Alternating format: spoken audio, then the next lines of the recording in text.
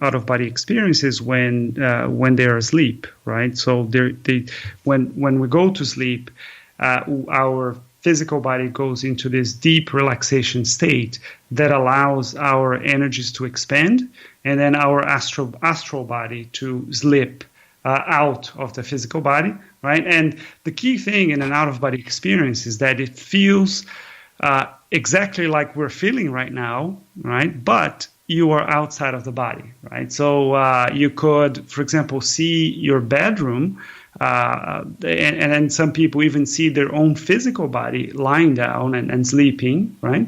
And then you could go through a wall, for example, because you are with a type of body, right? This astral body that can go through physical objects, right? But you can think, you can reason, you can see things as if you were awake, right? But you are in another body, and that's what makes the experience so quote unquote real, right? It feels very more real than, for example, a dream, right? I mean, dreams are very different from out of body experiences, but the key difference is that people say, oh, but I felt I was there. I mean, there's no way you can tell me that this was my imagination. It was my brain, right? Because the experience is fundamentally different from a dream, right? Now, can you control it? I mean, can you actually go to bed at night and say, I want to go and travel and do astral travel? Can you condition yourself to do that over a period of time? Is there some technique to do it? Yes, I mean, out of body experience is a type of psychic ability, right? It's another type of psychic ability. It requires a bit more skill, right? Because it requires you to put your physical body to sleep completely, right? When we compare with visual clairvoyance, for example, well, you can have visual clairvoyance during the day. You are at work, right? And then you just relax, or maybe you learn how to tune and look in a certain way, and this could trigger visual clairvoyance, right? When we talk about out-of-body experience, I mean, although there are some rare exceptions where people have very short OBEs and when their physical body is moving, I mean, the typical OBE, right, more than 99% of the time, people are lying down and then the physical body is completely asleep. And there are dozens of techniques, right, to reach an OBE. I guess one of the things you can try is to have a mental target. If before you go to sleep, you could try to think of, you can go to a place, right? For example, one thing that I have done was I had a little picture with two dolphins, right? It was a small picture, and it had some meaning for me, right? I got it on a vacation and so on. And then I had it on my bedroom, right? Very specific spot in one wall. And then I would stand in front of that picture and then look at it and try to see every detail, right? There was like a couple of scratches on the frame of the picture, and then the colors, and then how the glass in front of the picture would reflect the light. I would try to capture all those details in my head. And then when I would go to sleep, before I went to sleep, I would try to say, okay, this is my mental target, right? If I wake up in the middle of the night, I will use that picture as my mental target, and sure enough, right? I mean, from time to time, I would wake up, and then I would try to see myself seeing, or okay, if I was seeing that picture right now, if that picture was in front of me, what would I see? And then I would just go over all those details: the scratches, the glass, the frame, and so on, and then not every time, right? But sometimes I would jump out to outside of the body and then see myself out of the body in front of that picture, right? So that's a mental target technique, right? It's one thing that you can try. That's interesting. You know, I had a guest on telling me what he would do is project his body out. Well, he went to bed at night, and he had actually, felt like he was doing a different job, in a different relationship. And he said it was getting to the point that he could not distinguish out of body versus in body. And he goes, I don't know which one is real. Have you ever? Projecting himself out in another wherever versus reality. I mean, have you run across anybody that had that situation at all?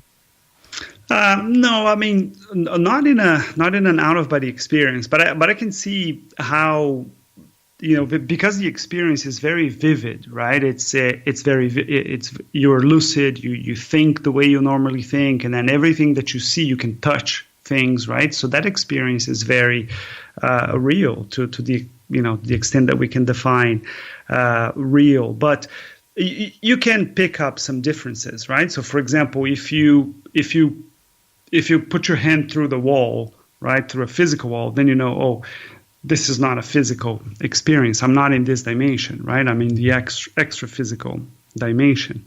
And what throws people off a lot when looking at these experiences is that things are not that simple, right? It would be simple if we could say, okay, there is the out-of-body experience, and then there's the waking state, right?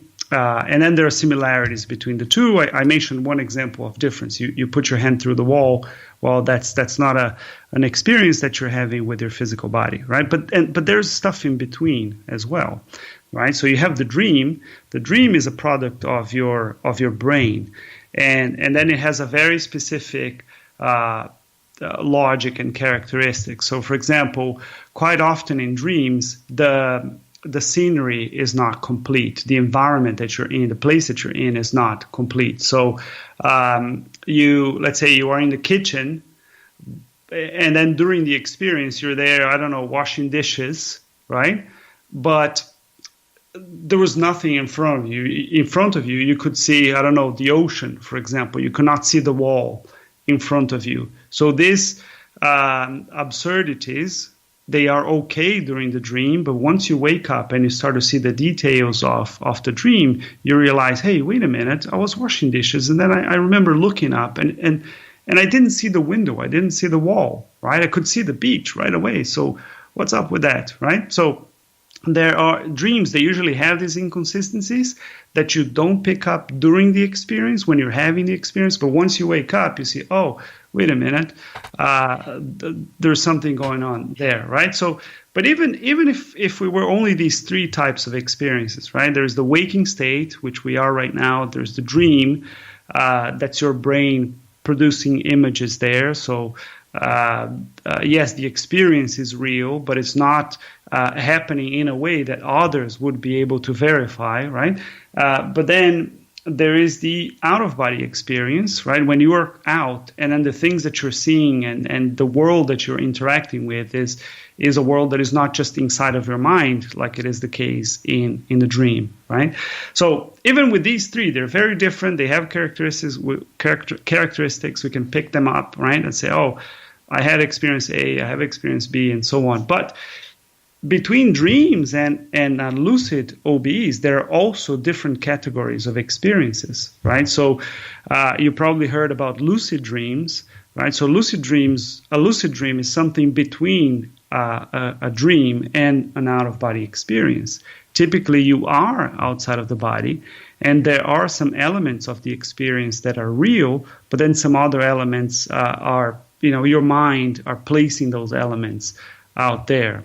Right, so that's the thing.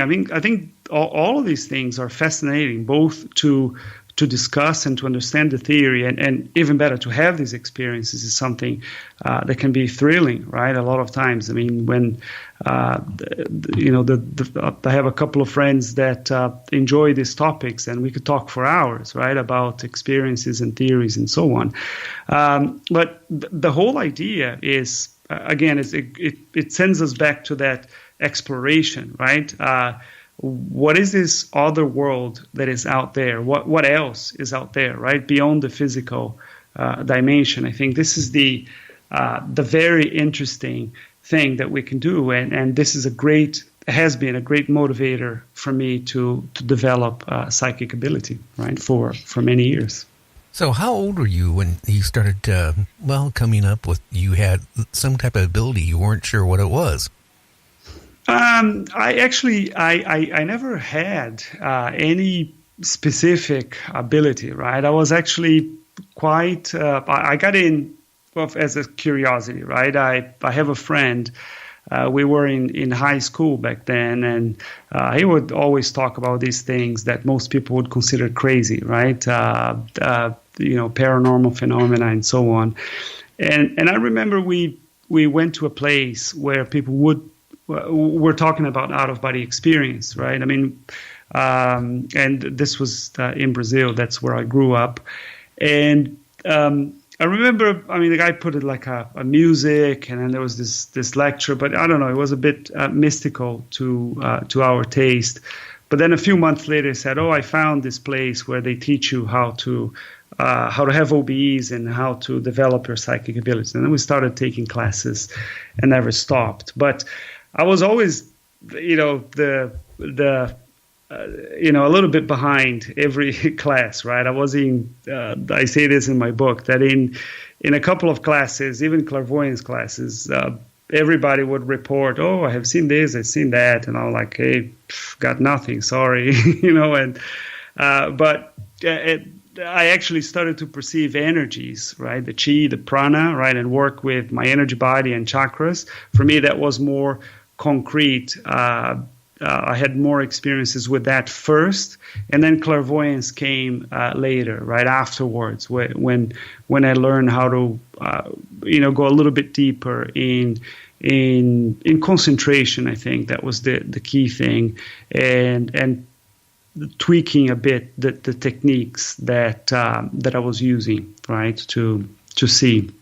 So a lot of times people ask, right, is this something that can be learned? And I am living proof that the answer is yes, you can learn. I started from no specific ability, no special abilities. I do remember an experience when I was a kid, maybe 10, 12 years old.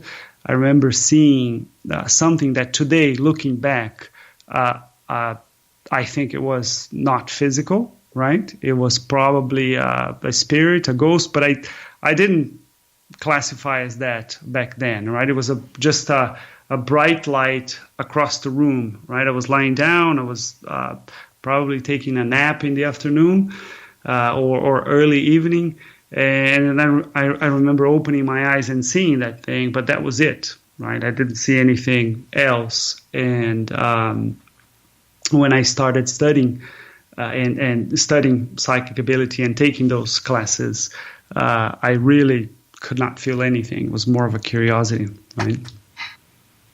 That's interesting. Now, how about some of these people that are taking pictures of orbs and then showing, what do you call it? Like a electrical output from somebody's body. I mean, the Kirlian photography, right? Yeah. Can you know anything about that? Is that tied into it? Because it's really funny. Doing a paranormal show, I get all these people that, they go out at night and they take pictures of different things and they get these orbs moving around, and I'm just wondering if that ties into it. Yeah, it could tie in, right? Of course, we have to discount some of the things. If it is one of the older digital cameras with a flash, maybe you're just illuminating specks of dust, right, in the air. But not everything can be explained by that, right? And when we think about orbs and we think about dots of light moving around. A lot of the clairvoyance accounts, they validate that, right? So if you, one of the techniques, and you can try this yourself, right, to see if it works for you. But if you lie down and you can close your eyes for the first 20 minutes, allow your physical body to relax, try to avoid moving. And then after that, you open your eyes and then you try to change where you're looking, right? As if you were looking for a mosquito that was floating midair, maybe a foot from your face, and then 3 feet away, and then maybe 50, 100 feet away. So you're changing the focal distance of your eyes, or